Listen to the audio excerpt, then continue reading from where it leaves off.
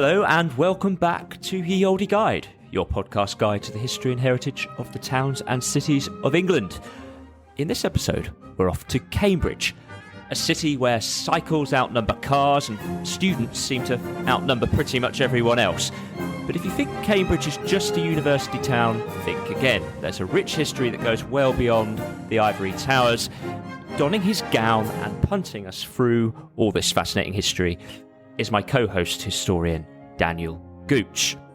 Hello, Liam. How's your week been, Daniel?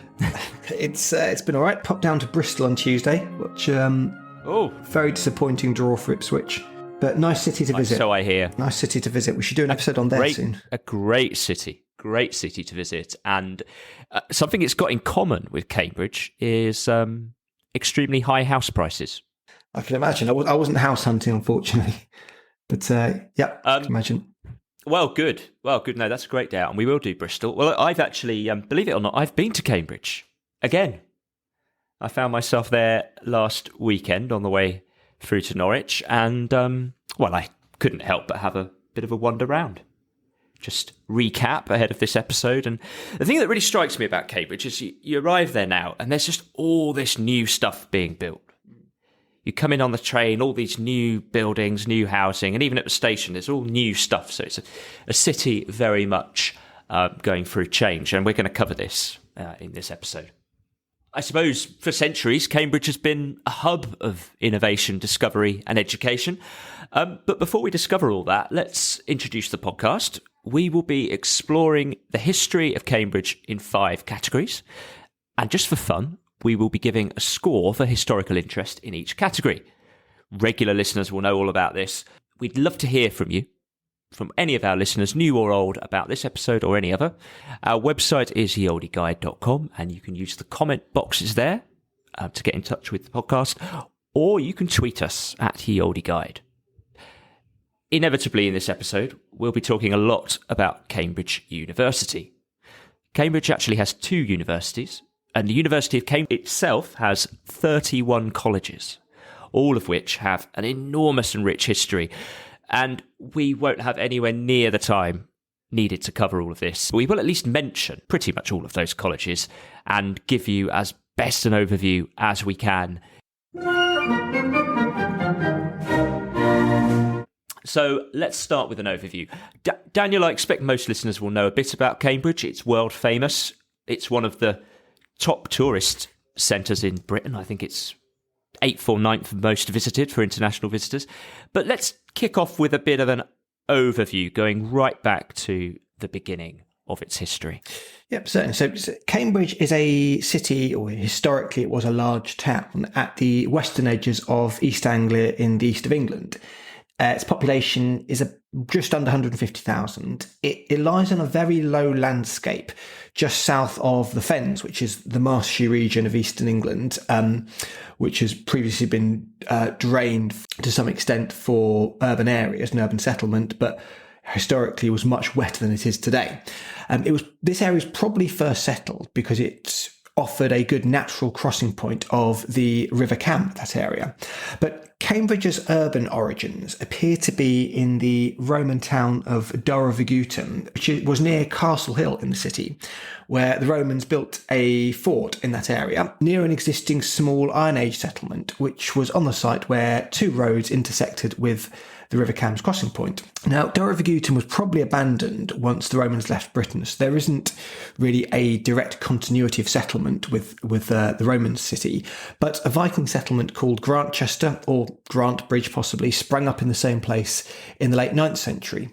Now, there are actually 2 separate communities in the area at this time, one by the Roman town, another to the south of the River Cam, which runs through the town, and it was the latter which had become the more significant settlement by the 11th century. The town was all but destroyed by invading Danes in 1010, but its population had recovered considerably 50 years later by the time of the Norman conquest, to the point where it was probably in the top 10 towns in England by population, albeit still very, very small by modern standards. And William the Conqueror built the first Motte and Bailey castle in the city. Only the Motte survives now. You can still see this as a Castle Hill, which is to the north of the present city centre. In 1209 came undoubtedly the most important event in Cambridge's history, the founding of the university by several scholars fleeing hostility from local authorities in Oxford. And on the economic side, Cambridge became a hugely important trading centre in the 13th century when Stourbridge Fair, which was at one point the largest trading fair in Europe, was established on Stourbridge Common, just to the north of the city, not that far from the present-day football ground. The university continued to be really hugely influential in the fields of academia, science, sport and culture. It's produced over 120 Nobel laureates, some of the most famous names in all of scientific history, such as Newton, Darwin, Turing, Hawking. But tensions between the university and the town authorities and residents for control of the city were constantly bubbling away, and that's an area we'll definitely explore a bit more later on. In more recent times, the town of Cambridge was granted city status in 1951. It's now one of the wealthiest and, as you mentioned earlier, one of the most expensive places in Britain to live, thanks to high-skilled work in the area, including science-based research generated by the university. And that's one really important theme we're going to explore today, how the university and how the town have coexisted throughout the centuries. Yeah, that's really interesting. I'm looking forward to talking about that and some of those tensions, because it is such a successful city, successful in science, academia, but also in industry, the sort of high-tech industries that have sprung out of that. And the result has been extremely high growth. And I think even today it's one of the fastest, I think it was the fastest growing city of the last decade, growing 18% in population compared to 6% on average in the UK, so growing extremely quickly. And full, I have to say, the last few times I've been there, full of tourists as well, so a really popular place. So it's one of the touristy episodes of Ye Olde Guide. We've done a few. Let's go on to our first category, politics and war. And in this category, we explore the historical influence of Cambridge and its inhabitants on political or military history. Let's start with a rather gruesome artefact. Yes. Oliver Cromwell's head, this is. Oliver Cromwell was, of course, the parliamentary leader during the Civil War, and later effectively the military dictator of England. Cambridge itself was taken by parliamentary forces from the outset of the war, which is no real surprise because Eastern England really was the parliamentary stronghold during the war. The relevance of Cromwell's head, though, is that it's currently buried in Cambridge without a body and via a rather macabre journey. It's in a secret location near the antechapel of Sidney Sussex College, of which Cromwell was an alumnus. The head itself, having been chopped off his body during a kind of a posthumous execution, ceremonial, of course, after the restoration of the monarchy, had passed through private collections for many centuries, and eventually the owner, who inherited the head in the late 1950s that is, wanted to bury it rather than keep displaying it. And so, yes, it came to be buried near Sidney Sussex College in Cambridge. You can actually, if you want to, see photos of the head very easily just by searching on the internet, which is rather incredible for such a major historical figure who lived so long ago. I'll concede there has been some debate as to whether the head is actually genuinely Cromwell's, and we'll never know for certain, but scientific studies in the 20th century concluded on the balance of evidence it almost certainly is. So we'll go with that. Now, I must confess, I did have to, with some trepidation, I did Google the head, and yeah, it's horrible. So listeners, feel free to Google that yourself if you so wish. And if anyone knows, if anyone's seen the head, perhaps it's someone of the college, the Sidney Sussex College has seen the head, could let us know if it's authentic. Or someone very old who saw it. Maybe someone very old who saw it before it was buried. But it's possible. The whole thing's grim, though. I mean, I was just reading about the history of this head, and apparently it was hanging on Westminster Hall for 30-odd years. Well, a warning, I suppose. Don't depose the king. But it just fell down. God, people were grim back then. Yeah. Just holding a head up there. But anyway, you can search for that online, and that's our first big historical political figure. Coming on to the sort of the war elements, influenced some situation of battles. You've mentioned the Civil War. Any major battles of note in Cambridge or the Cambridge area? No major battles, but there is a little bit to talk about when it comes to kind of traditional warfare. Going back a millennium, the town was controlled by Saxons around the turn of the first millennium, but was burned to the ground by invading Danes in 1010, following their victory at the Battle of Ringmere that year, which was, it's thought, a little further west near Thetford. This attack does seem to have been pretty brutal. It was part of a 3-month rampage over the region following that battle, and sources say that the Danes burned the whole town down, along with nearby by Thetford, although the population did recover fairly quickly. Later during the anarchy, if we jump ahead to the 12th century, the civil war between King Stephen and Empress Matilda for succession to the English crown, Cambridge was attacked by one of Matilda's supporters, Geoffrey de Mandeville, who also sacked the town and captured the castle, although Stephen did later retake the castle and force Geoffrey to retreat back into the surrounding countryside. And then finally, 1 century ahead of that, the 13th century First Barons' War between King John and the English barons, led by the son of the French king, the invading French Dauphin, captured Cambridge Castle as part of a kind of a campaign of conquest over eastern England. So yeah, there's been something to think of. Not something we need to delve too much into, because I think these are all things we've covered in more depth in other episodes when there have been much more major battles in these military campaigns. But yeah, a little bit has happened. You're right there, Daniel. But I think the interesting thing for me with this stuff that you've dug out when we went to Cambridge is the Cambridge Castle, which is something that I'd missed over many years of visiting Cambridge. I just completely missed the castle. And so there is that older history that perhaps we don't associate so much with Cambridge, because there's less left of it in the city. But there is still that area of Castle Hill that you can see. And it's just slightly off where people normally visit in Cambridge. But it's quite interesting to see that part of the city, which is much older. But let's talk now about it's politics and war section. So let's talk now about the politicians. Inevitably, I think now we have to talk about the university and the vast array of the Cambridge alumni that have had such important political influences. The array of political alumni from University of Cambridge is incredible. You can easily look up at lists online, but it includes 47 heads of state from around the world and 14 British prime ministers. This is probably, because we've got to do it at some point, as good a moment as any to talk briefly about the history of the university, its foundation, and why it is such an important university, why it has attracted so many important alumni. Universities as a general concept originated in Italy as the first proper secular means of education. They focused more on administration than on pure ecclesiastical matters, although theology was at the core of all studies for quite some time. Neil MacGregor, who's a former director of the British Museum, he made an interesting comment about what you can tell about a nation's intellectual heritage by looking at the site of its earliest universities. He made the point that France was in its grand capital, Paris, like this kind of planned urban landscape. Germany's first German-speaking or German people's university was in Prague, reflecting how scattered and pan-national the German peoples were until not that long ago.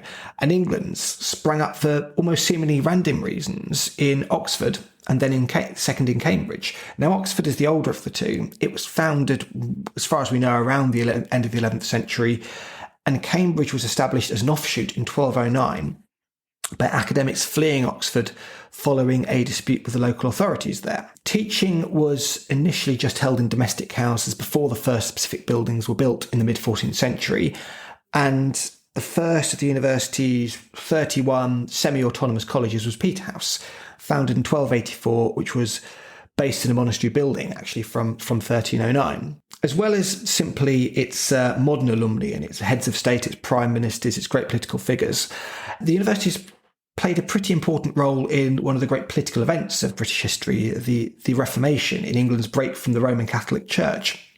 So much that some have described Cambridge as the birthplace of the Reformation in this country. And really there are two aspects to this. The first, the broadest reason, is that there were very early kind of clandestine discussions of Martin Luther's 95 Theses at the White Horse Inn in Cambridge, whose location is now marked by a blue plug. And this helped kind of foment a radical Reformationist culture in the city, which incorporated public sermons, which promoted Reformation ideology. But also, looking more directly at the catalysts of the break from Rome, a Cambridge University figure also played a direct role in this primary catalyst for the break with Rome, Henry VIII's divorce from Catherine of Aragon. This was Thomas Cranmer, who was one of the major leaders of the Reformation and one of 20 archbishops of Canterbury to graduate from Cambridge. He was a theology teacher at Cambridge University when he promoted to Henry the idea that university theologians were the appropriate authority to rule on Henry's divorce, whether he should be granted a divorce from Catherine of Aragon, as they were the experts on biblical morality. And he suggested canvassing academics to make the case for the divorce rather than relying on the Pope's consent, which led to the academic case being made ultimately for the monarch as supreme authority on all ecclesiastical matters within his kingdom.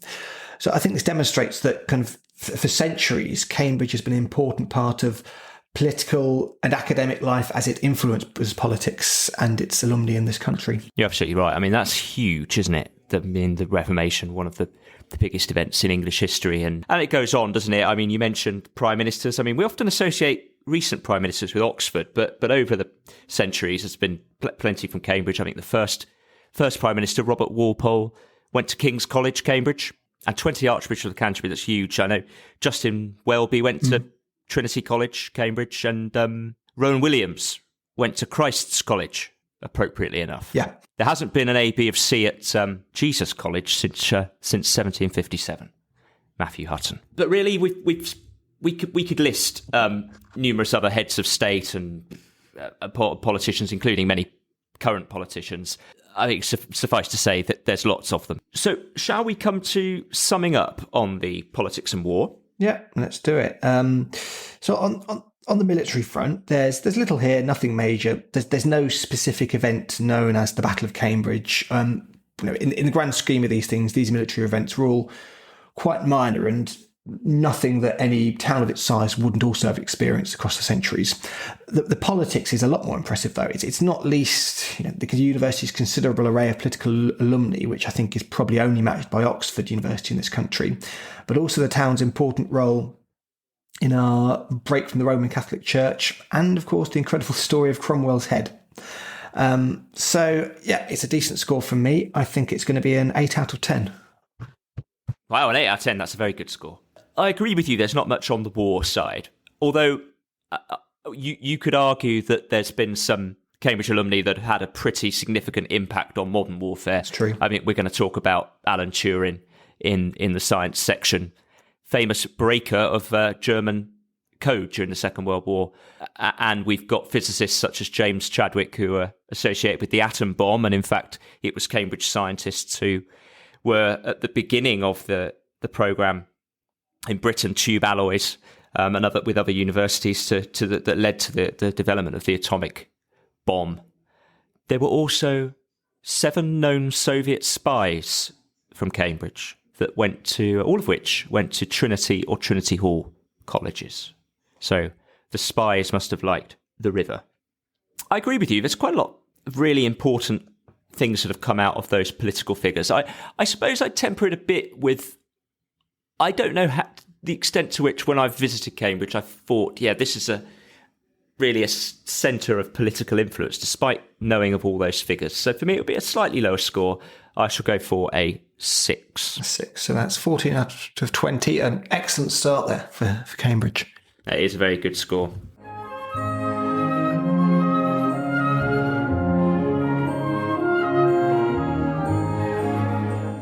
Well, our next category is science and industry, and it's hard to think of any city in England that's had more impact on science than Cambridge.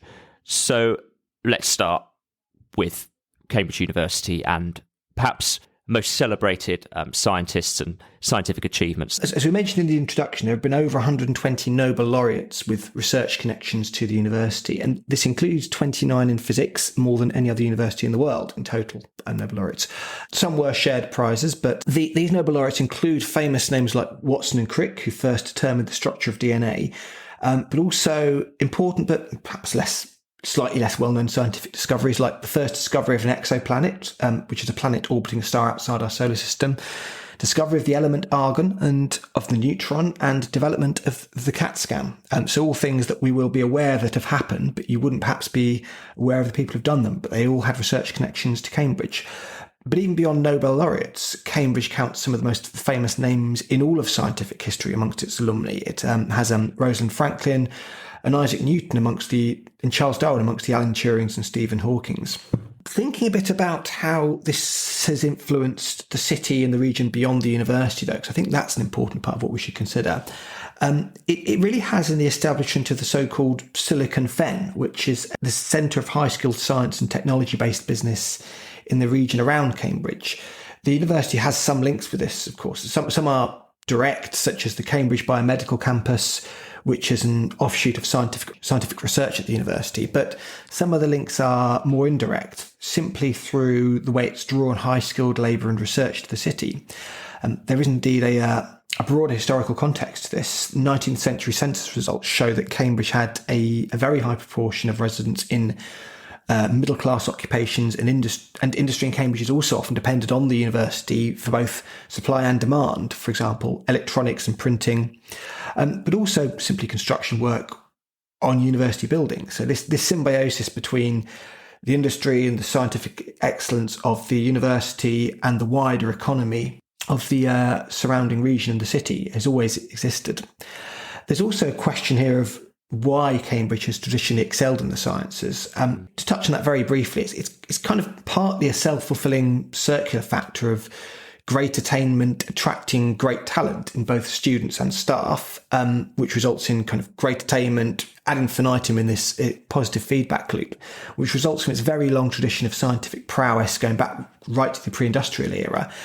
But also the fact simply that it's one of the richest universities in the world and has incredible resources to conduct research and maintain its facilities feed into that. But whatever the reasons, there's no question that Cambridge's scientific achievements and excellence are pretty much unsurpassed in this country, if not the world. I think that's right, and it's ongoing. And you look at the biomedical company AstraZeneca, which is obviously famous for its COVID vaccine now, but it's one of the biggest biomedical companies in the world. They moved to Cambridge in 2013, so not that long ago, and they've got this massive building to the south of the city near Addenbrooke's Hospital. I think it cost £1 billion in the end, that building. And they moved to Cambridge for exactly those reasons that you've described. It was to be close to the labs, to be close to the research, and be close to those famous institutions. So you mentioned Watson and Crick. They've worked at the Cavendish Laboratory, which used to be in the centre of Cambridge. But that's an example of one of these labs that's world famous. And you can think of others like the Gurdon Institute, which is Cancer Research Institute. It's got all these facilities and they just attract more. It's a classic example of agglomeration economics. And now Cambridge has got, the highest proportion of advanced jobs in the country. And as you say, a huge amount of wealth in the university itself. I think it definitely has the highest university endowment in the UK, and one of the highest in the world. I think it's over £4 billion.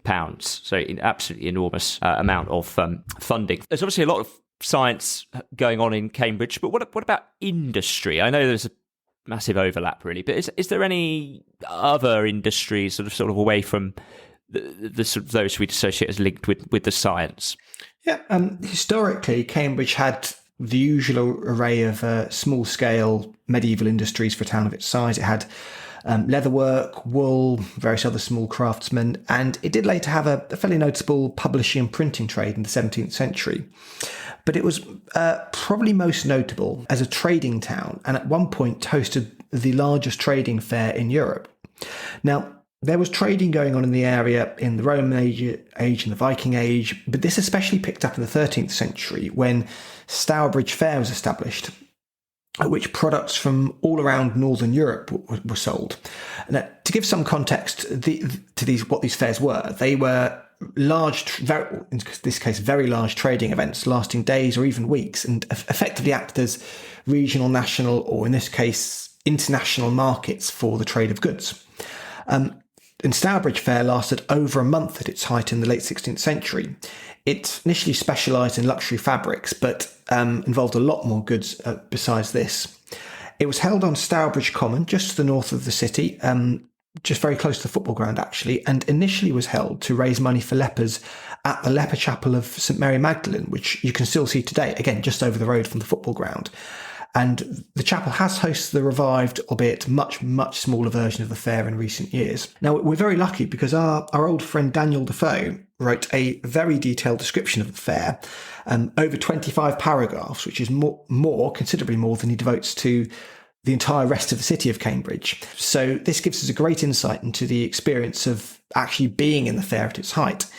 Defoe wrote that the fair covered half a square mile. The stalls were held in covered tents or booths and arranged in rows like streets. It had temporary taverns, coffee houses, places to eat as well. So it really was the great kind of temporary wholesale shopping centre of its day. I'm picturing something like the covered market in Norwich, some kind of big arranged, stall set out in rows kind of arrangement.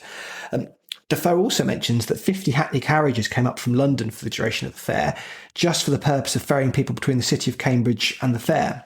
If you've ever walked to the football ground, you'll know it's quite a way out. It's about a 40-minute walk.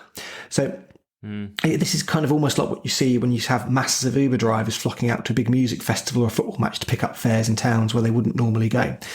So, yeah, we're very lucky to have that description. It was a hugely important fair in its day. Daniel Defoe comes through again. Indeed. Critical source of information. And do we know what was driving the popularity of Cambridge? Was it the communications, I think the roads and the river? I think so. I think it had links up to kind of port areas of King's Lynn, that sort of thing, up via the river. I think it's river. Originally in Roman times, of course, set on two Roman roads. Yeah, I think also in the Middle Ages it controlled the road up north, which we'll talk a little bit more about later when we talk about Cambridge Castle, why that was built there. So yeah, I think it was just an ideal location, crossing the river and with communications to elsewhere. Okay, well, I want to sum up this category just by reflecting a bit on how you can enjoy some of the science of Cambridge in the city today, and what you can do to enjoy it. So, for example, you can visit the Eagle, and I think we did when we went to Cambridge, which is Cambridge's second oldest pub. And the story is that when Watson and Crick discovered the structure of DNA, James Watson jumped up and announced to the whole pub that he had discovered the secret of life. And you can still visit that pub. If someone jumped up and said that to me today, I'd probably buy them an orange juice. But you can go there, and I think the history of the science is woven into the city. It's got several museums we'll talk about in the next section. But you've got the Museum of Computer Science, Zoology. There is a Museum of Industry as well in an old pumping building. So there's quite a lot of celebration of the city, but the city's scientific influence. But perhaps the most interesting of all, I think, if you're a visitor to Cambridge, is the annual Science Festival. It's been amalgamated with the Festival of Ideas this year, so it's simply called Cambridge Festival. But basically a series of events, many of which are free, where visitors can visit facilities which are opened up by researchers and students. And there's just a series of exhibitions and demonstrations, tours of the city. And so it feels to me like the city is doing a good job of celebrating its scientists and its scientific achievements, as well as us having, of course, all the history of those scientists that you've mentioned, and some of the fantastic stories that come with them. I think the achievements of Cambridge in the area of science are so significant. It's hard really to think of anywhere that's going to score higher. There's less to say in industry, and I think this is why I'm able to deduct a mark, because I think when we visit Manchester, it will do very well for science and industry. So for me, in science and industry for Cambridge, I'll be giving it a 9. 9, excellent. I'll remember those comments when we visit Manchester. I'll see if it lives up to your expectations. For me, for science, it's easy. Cambridge is unmatched in this country for the importance, the consistency, and the recognition, as you've mentioned, of its scientific prowess. Industry, can't match these heights, but Stourbridge Fair was huge, and it's strange how forgotten events like that are today. You might say this is perhaps because the fair was, by its very nature, transient and impermanent, so it didn't leave much tangible legacy. But there is some intangible legacy as well as the Leper Chapel. You have Defoe's writing. You have the fact that it inspired Vanity Fair by John Bunyan and in turn inspired Thackeray's famous novel of the same name. Thackeray, by the way, is another graduate of Cambridge University. So for science alone, I would give it a colossal score. But industry picks it up a little bit more. For me, it's going to be an 8. So 17 out of 20 overall. High scoring round.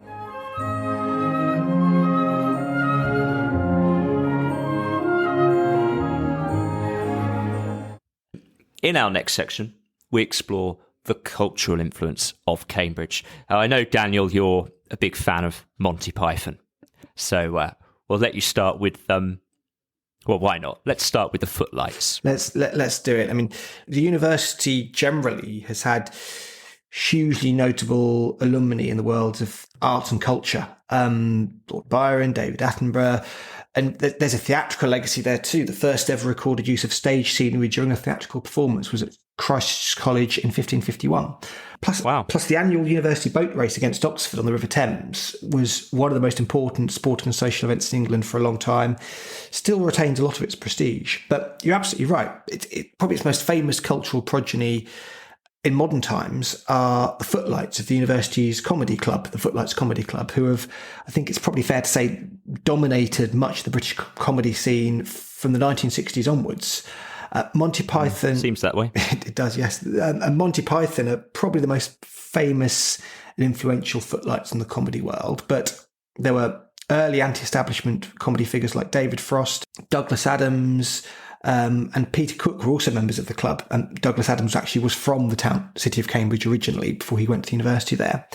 Later Footlights alumni like Fry and Laurie helped fuel the rise in satirical comedy in the 1980s.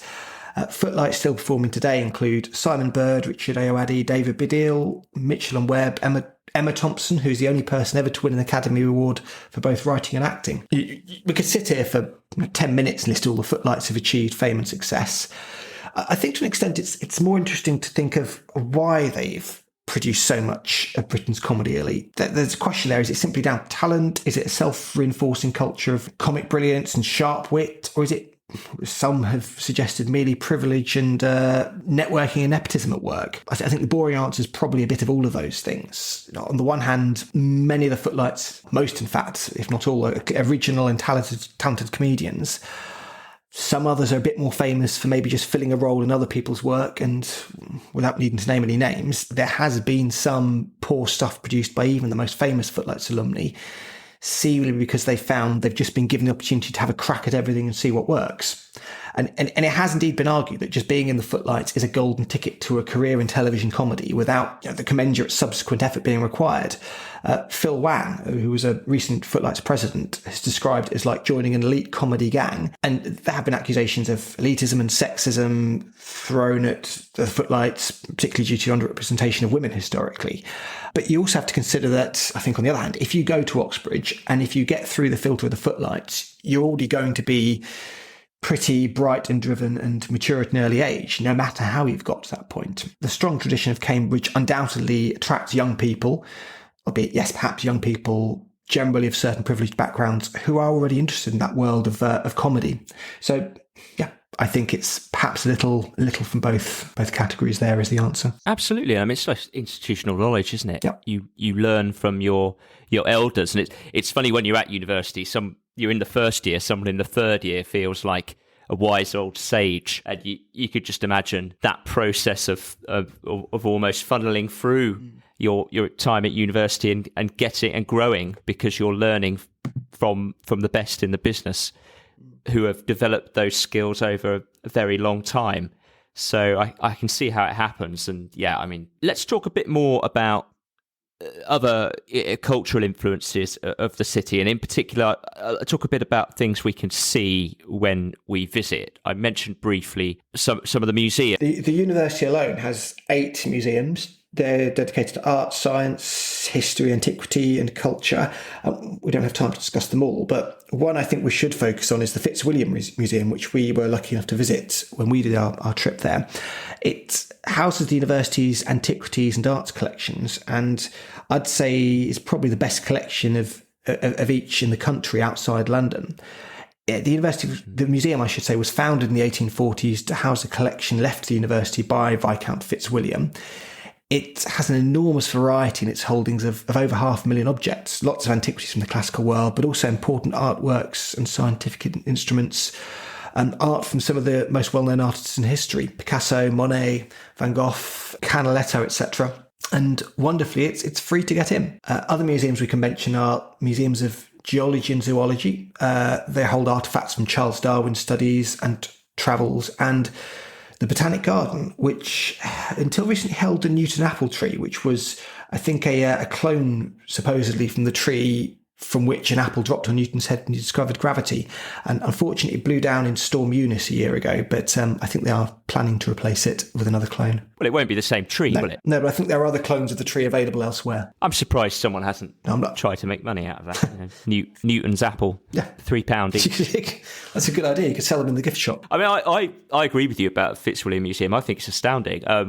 The Egyptian galleries are definitely a highlight for me. One of the best Egyptian collections. And and there's other museums, as you say, and Cedric Museum of Geology, 2 million in its collection, 2 million rocks in its collection, including some, again, from Charles Darwin's Beagle Voyage. Fascinating array of museums. You could spend days visiting these museums. It's one of the best places for museums in the country. And that's what we like in the oldie guide. And we do. Now, we couldn't get through a section on culture without mentioning football at some point, and I think we've got a good reason to in Cambridge. I think very fair. Cambridge's sporting heritage. I mean, there are many sporting alumni, numerous Olympic gold medalists, particularly rowers who've come from Cambridge. The boat race we mentioned, and that's probably the first thing people think of when Cambridge is associated with the sport. But it actually does have an even more important story, as you say, in the early development of football. This is centred around Parker's Piece. Parker's Piece is a field like a small park right in the middle of Cambridge, and is sometimes described as the birthplace of football, as it's often said that this is where the very first game of football was played. Now, this is, of course, a very difficult claim to make, as football in various forms has existed for centuries and has developed really, in many senses, organically. But it is true that the very first matches under what were known as Cambridge rules were played on Parker's Piece in the 1800s. Now, Cambridge rules were important because they eventually banned almost all forms of handling the ball and hacking or kicking opponents in the legs. They were a very important step in the progression of football from a kind of free-for-all almost without rules, to the ordered game that we have today. You might remember in our episode on Windsor and Eton, we discussed how all the different English public schools had their own distinct sets of rules for football. Well, the Cambridge rules were specifically put together as an attempt to compromise on these, and they were in a very large part based on the Eton rules. There were still various different versions of the rules of football, but in 1863, the FA published a version which was heavily influenced by the Cambridge rules, particularly these prohibitions on handling and hacking. So there is an absolutely direct influence on the FA's first rules there. And today you can see a plaque on Parker's Piece which commemorates the games that were played there and their influence on the modern game. And you can have a game yourself if you want to. Absolutely. Well, interesting thing in Parker's Piece as well is there's a lamppost in the middle which is called Reality Checkpoint, apparently named because it represents, to some people, the boundary between the bubble of university life and the reality of mundane world outside. Reality Checkpoint. Well, that's wonderful. Lots to talk about in terms of culture in Cambridge, but I think we'd better come to summing up. We could only give some examples here. We didn't have time to go into any of the university's other cultural and artistic alumni, authors like Kingsley Amis, Michael Crichton, Iris Murdoch, Christopher Marlowe, poets like Byron, Coleridge, John Donne, popular culture figures of today like Mary Beard and David Starkey, or the great number of artists, musicians, architects that come from there. Just looking at the university itself, I'm struggling to see how this could be topped. I can't think of any reason to deduct any marks. I'm only going to deduct half a mark because I think with a university city like Cambridge, I personally want to take into account what's come out of the city outside the university, which is rather less, but it's still a very high mark. I'm giving it a 9.5. I'm going to go slightly lower than you, just from the point of view of the wider city and some perhaps more sort of working class cultural pursuits, such as music. I can't think of many bands from Cambridge. Can't think of any.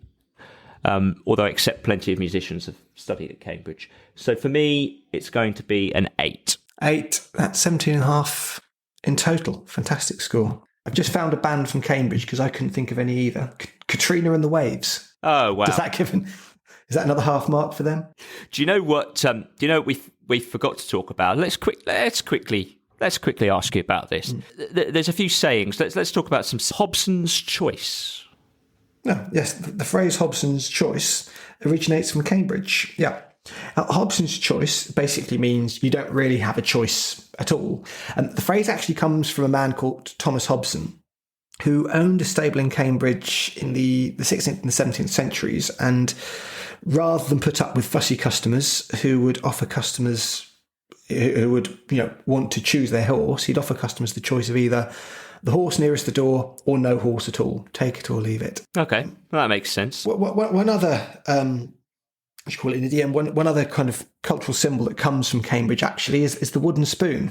I don't know if you knew this, but this is the customary prize, real or symbolic, for a last place finish in a competitive event. It comes from a Cambridge University tradition of presenting a real wooden spoon to the student who got the lowest score in the mathematical tripos, which was an undergraduate maths exam, but still passed and got a third-class degree.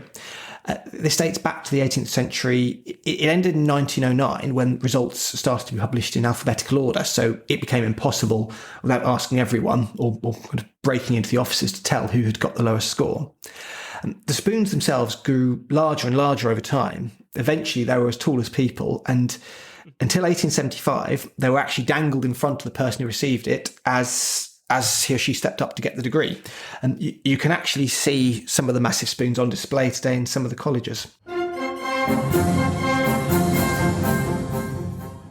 Our fourth category is urban landscape. Let's start off with an overview of the layout of the city. Cambridge has an ancient centre which is centred on the banks of the River Cam, with the city historically being confined to a fairly small area between the river and the King's Ditch, which was another waterway which ran roughly from New Park Street in the north to Mill Lane in the south. Liberation of planning constraints in the 1800s gave landowners of the east and the south of the city permission to develop their land. So that really led to the city changing quite greatly.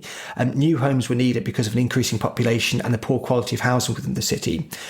It was much more difficult to build on the west side of the river, though, primarily due to the historical blocking force of the university buildings being sited over there. And this has really led to an interesting feature you still notice today, in which the built-up area, the kind of suburban sprawl of Cambridge, skews heavily eastward, and also in a kind of mini internal green belt of land wrapping around the area of the medieval city, which separates the suburban sprawl, from the medieval centre in kind of Parker's Piece, the backs, the greens and commons around the university buildings. They kind of form the separation between the medieval centre and the suburban sprawl from more modern eras outside. Transformation of commerce in the middle of the 19th century and control over the city by the university was gradually loosened.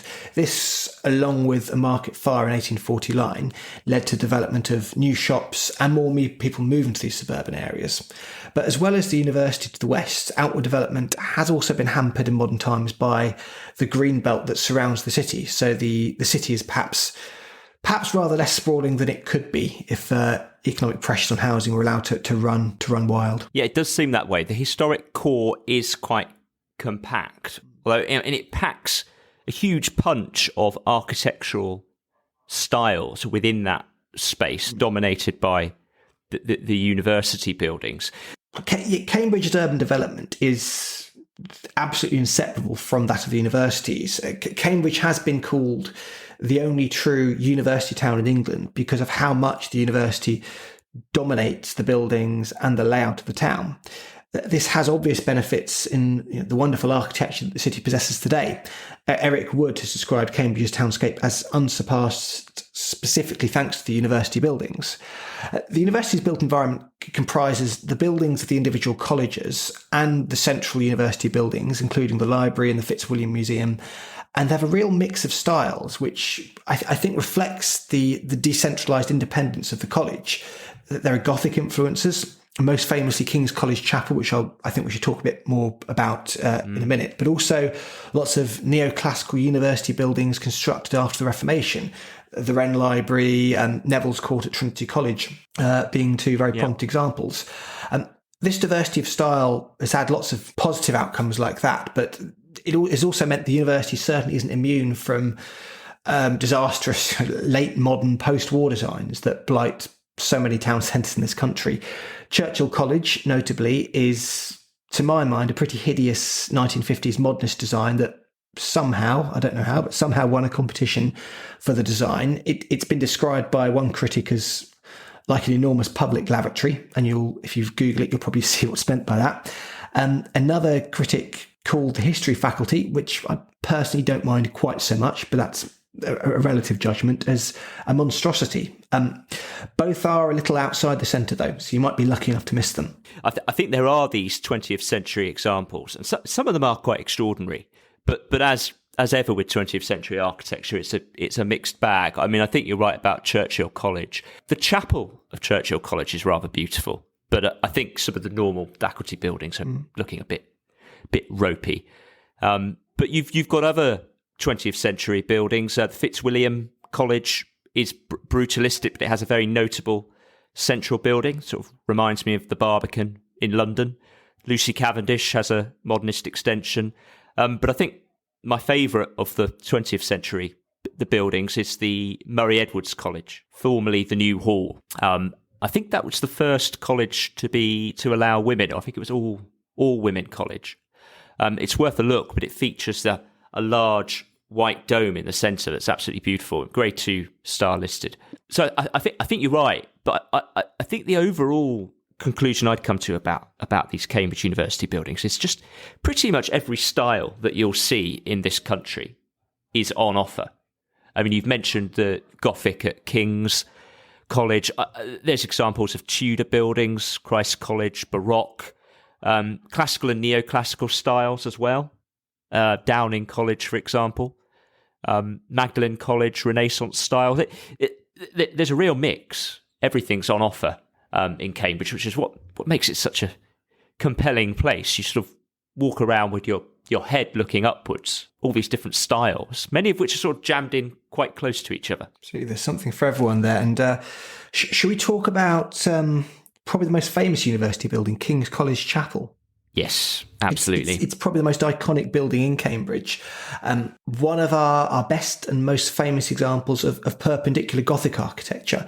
We spoke a bit more about that in the Bath episode, but this was the last flowering of kind of original Gothic as opposed to neo-Gothic revival in this country.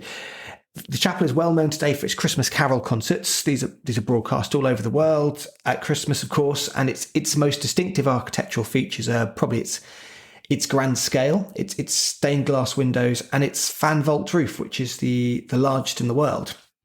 These are much more common in England than elsewhere in the world, but it is the largest fan vault roof in the world. Interestingly, King's College itself had very close connections with Eton College. Both were founded by Henry VI in the 15th century. Eton used to be the sole supplier of students to the college until 1873. And most pertinently here, both had great chapels constructed at King Henry VI's behest. And the chapel itself has inspired great art. It was the subject of 3 Wordsworth sonnets. He called it "This immense and glorious work of fine intelligence." It was the subject of paintings by Canaletto and Turner. The Canaletto painting in particular shows the chapel dominating the skyline of Cambridge. It is a tad stylised in its depiction, but it does give a very good impression of how it must have imposed on the cityscape before the rest of the city became more built up. Even as late as 1863, the railway guide George Bradshaw still says that the chapel can be seen from miles around on the approach to Cambridge, so it carried on dominating the skyline for a very long time.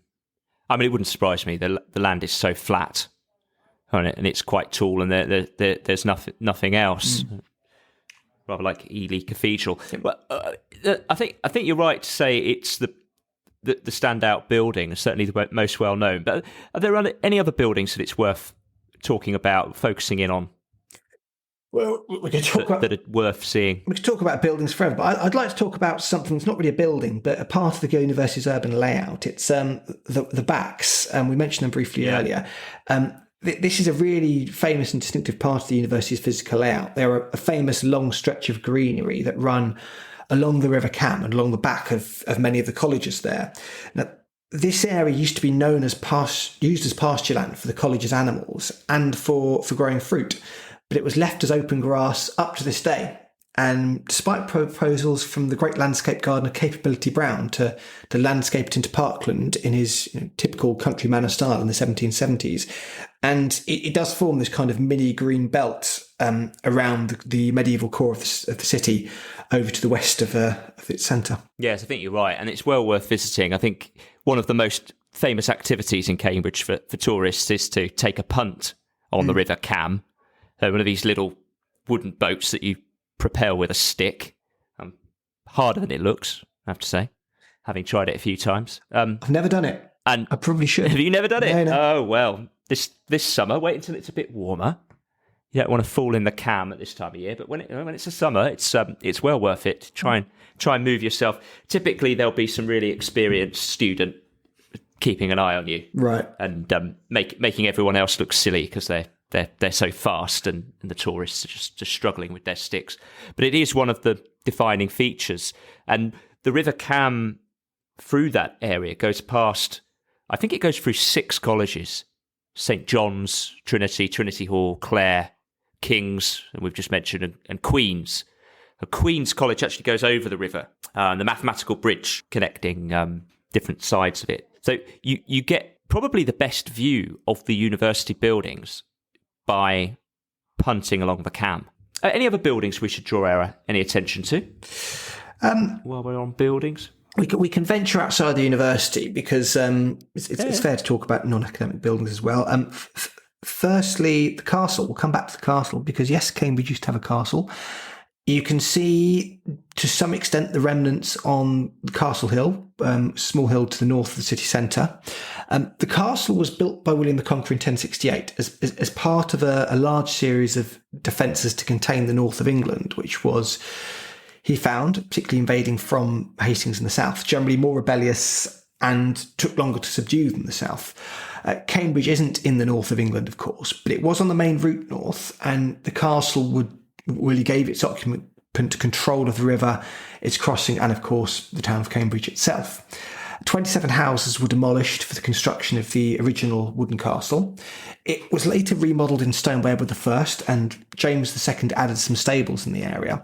But lots of the stone was stolen for university buildings, including the chapel of Trinity College and of King's College, to the point where eventually only the gatehouse was left. This was used in its final days as a prison, but this final remnant was demolished in the 1840s. There is a very late painting from 1841 which exists, which shows it in a pretty poor condition with no roof, so it couldn't have been much good then. You could escape quite easily, I'd imagine. Today, only the motte, the small hill on which the castle was built, survives. You can get a pretty good view over the city of Cambridge if you're prepared to walk up it, as we did. And I'll also talk about 2 notable churches in the centre of Cambridge, St Bené's and the Round Church. St Bené's is the oldest existing building in Cambridge. While not all of it is original, the tower was built in 1025 and it's very easily accessible. It's right in the centre of Cambridge.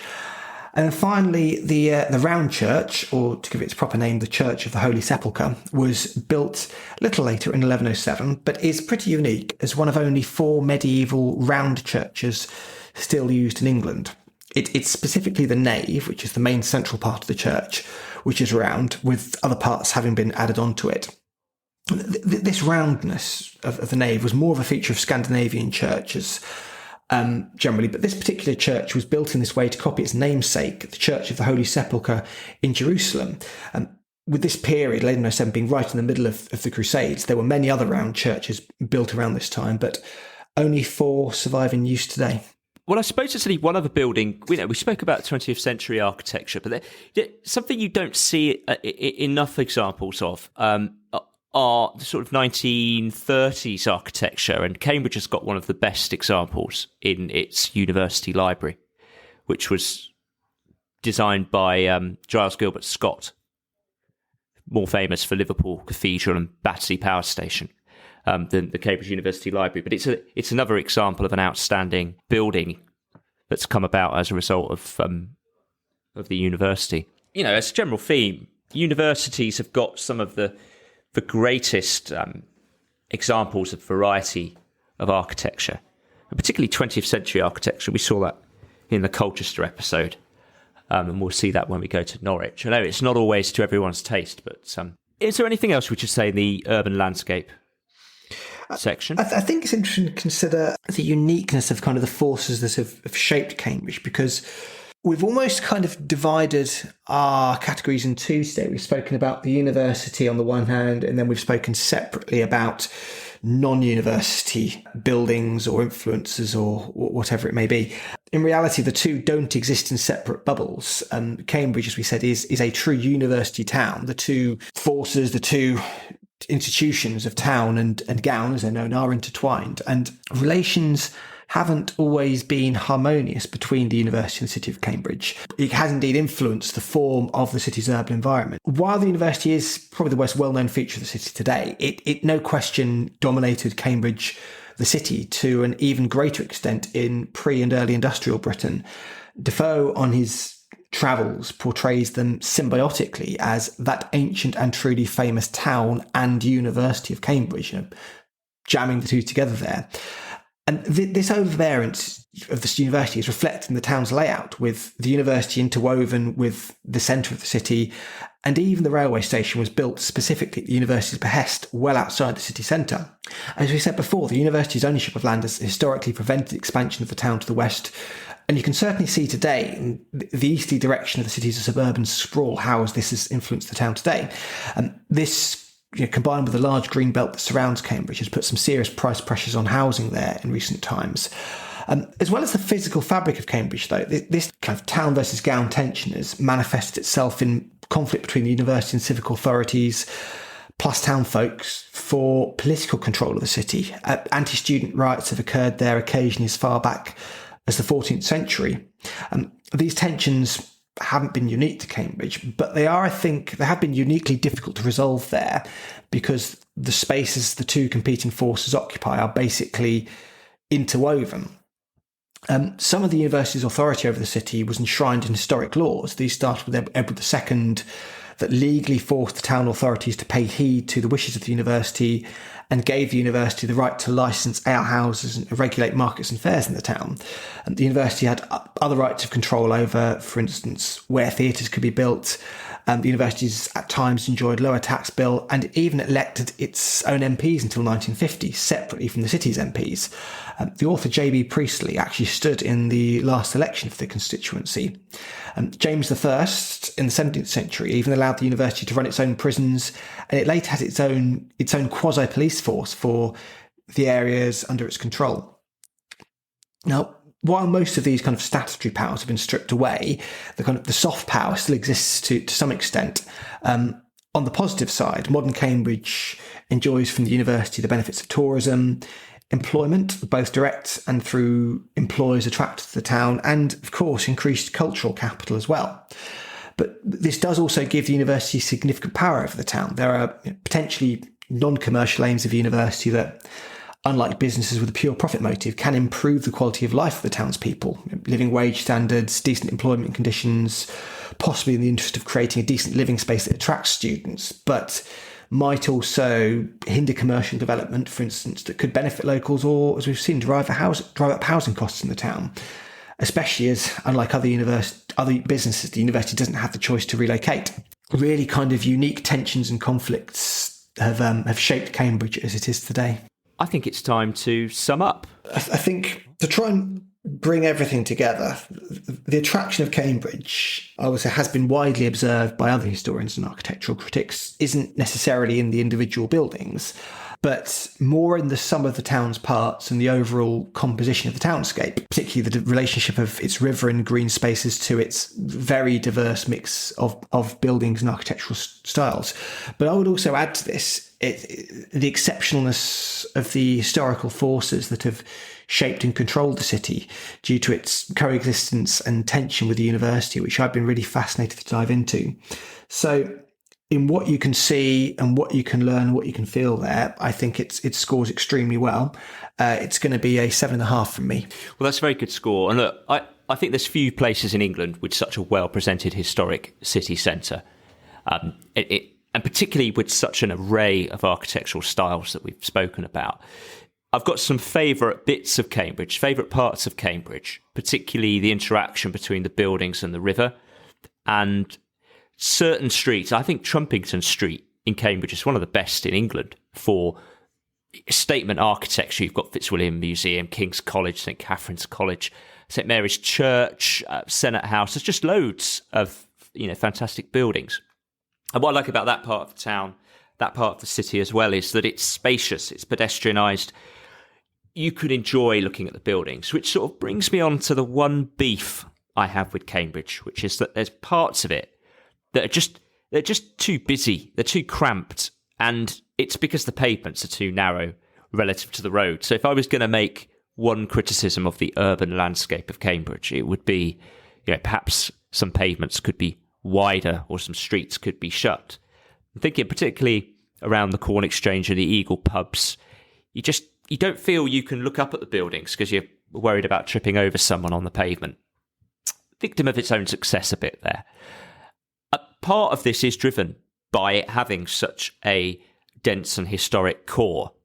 But I think if we look at a lot of European cities with those dense and historic cores, or even in Britain, you look at the City of London, those streets are just closed to traffic or their pedestrian priority. So I think that's a challenge for Cambridge. Big challenge is, as you say, its high capacity transport corridor is quite far to the east.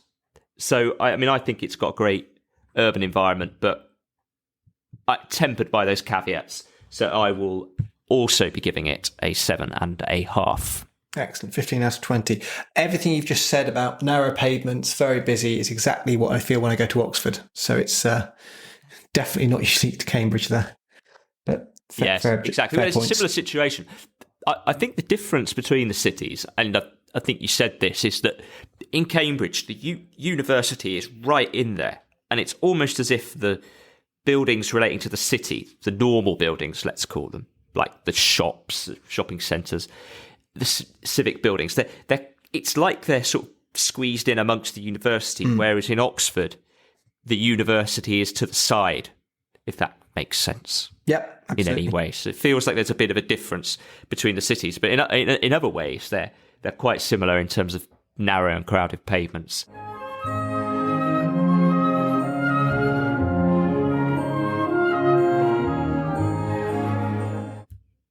Let's move on to our final scoring section, which is reality versus expectations, where we just reflect subjectively on how much we discovered and learnt about Cambridge and its historical influence compared to what we expected. And what are your thoughts on this, Daniel?